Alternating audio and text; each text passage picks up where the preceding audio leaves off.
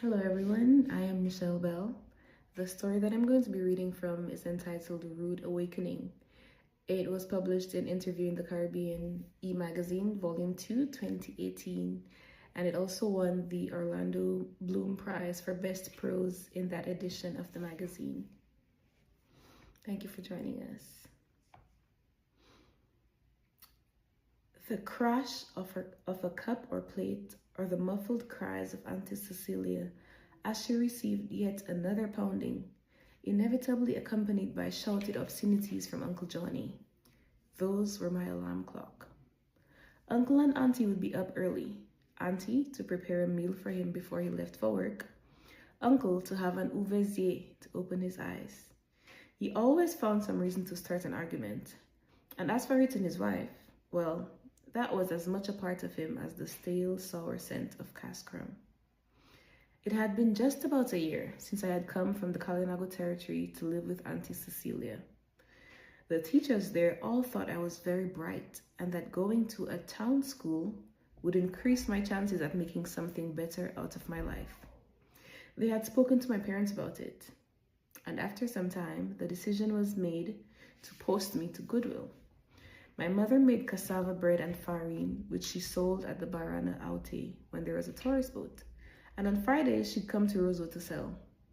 Most days, she would find a spot under the shelter of either Courts Building or Astefan's. But on days when sales were a bit slow, she'd lug her heavy straw basket, walking around calling out, "Farine, toloma, cassava bread." My father was a farmer. Such a strong man despite his slight frame, short in stature, with sinewy veins popping out of his tough, weather-beaten skin.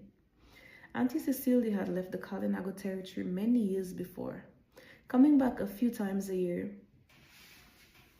for Christmas for funerals or occasional feasts or birthday celebrations. Though we were not particularly close, I liked her.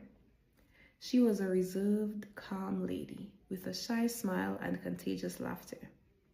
During the discussion phase of my move to town, I overheard my mother and other aunties talking about it one day, sitting on the caked red mud steps in front of Auntie Tete's house near the ginger lily plant. "But you know, she couldn't give the man a child, so it might be good," one auntie was saying in a stage whisper. "Hey, lassie. Well, they can be a little company. And the schools down there good. You don't hear how well the little grandchild from Ashiba doing now?" I came closer at that point, but was quickly shooed away, chastised to go and get a book to read. Leaving home was very difficult, as it would have been for many 10-year-old boys. Although my family did not have much money, life was filled with laughter and good times. I did not mind the tiny patched wooden house or using second-hand clothes and having to sleep on the floor with my siblings. I knew I would miss being carried on my father's shoulders, mommy's cooking, and helping her to make cassava bread, racing with my sister and brothers to see who could reach the track by l'escalier Tetshire first, and my classmates and teachers and everything I knew and loved about my home. On top of that, life in town would be so different from what I knew. No rivers and beaches, no farine making, no mango trees to play on the way home from school.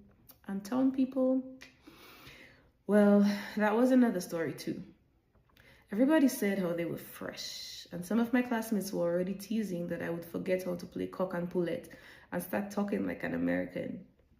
I found comfort in the fact that I liked Auntie Cecilia, and I managed to convince myself that having my own room and bed would be awesome, and that I could go to a good school with better desks and chairs and maybe even a computer.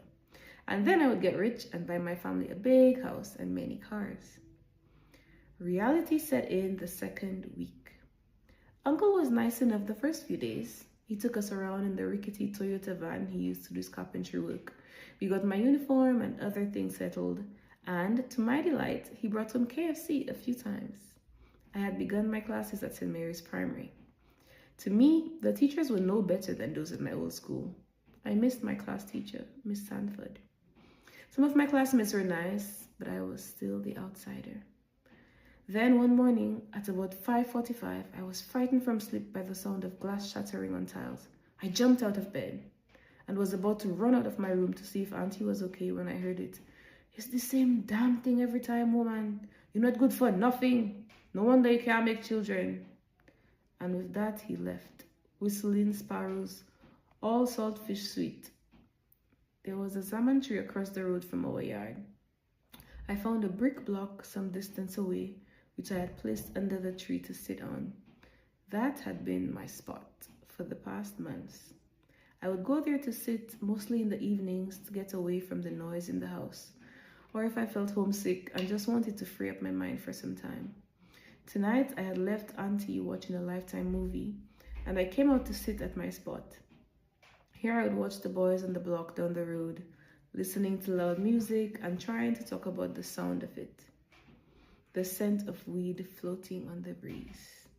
Vehicles whizzed by, creating a very different atmosphere from my home, where I could actually see the stars if I went in the yard behind the house and could hear the animals of the night chirping instead of the vroom, vroom, vroom of passing cars and bikes. I sighed deeply and dug my toe into the soil as I got up to leave. The running footsteps came not long after I had gotten into the house. Cecilia, you sleeping? Wake up. Good night. Auntie rushed to the door, tucking the sheet wrapped around her more securely as she went. Who that there now? Hello? Cecilia, Laurel that there. You have dog? It tired the back. Come, what happened? Johnny. My Johnny? Wait. What happened? Talk if you're talking, Laurel. They just find him in the shascot up the road, Laurel said, breathlessly. What? Find? What? Ambulance coming. Somebody called the ambulance already. Mark sent me and called you for you to go with him. But it's not looking good. No, he's not looking good. He's not looking good. Mark tell me it seems like they robbed him. Ella, so much blood. What? Auntie staggered toward the step, hand on her chest. Auntie, you okay? I managed to stutter as I came walking towards them. Yourself, how she can be okay now? Get some water for the lady. I ran to the kitchen and returned with a glass of water for my auntie, who did not even touch it. She rushed past me to go change her clothes and came back out ready to go. Laura, let's go. Auntie, D, your uncle in some problem. I don't know for sure what happened. I'm going to the hospital, okay? Stay inside and lock up. I'm coming back. I stared at her retreating back, still in shock. I looked at the starless sky and wrung my hands, but I felt no pity. Good riddance, uncle, I thought, as I headed back to my room. Thank you.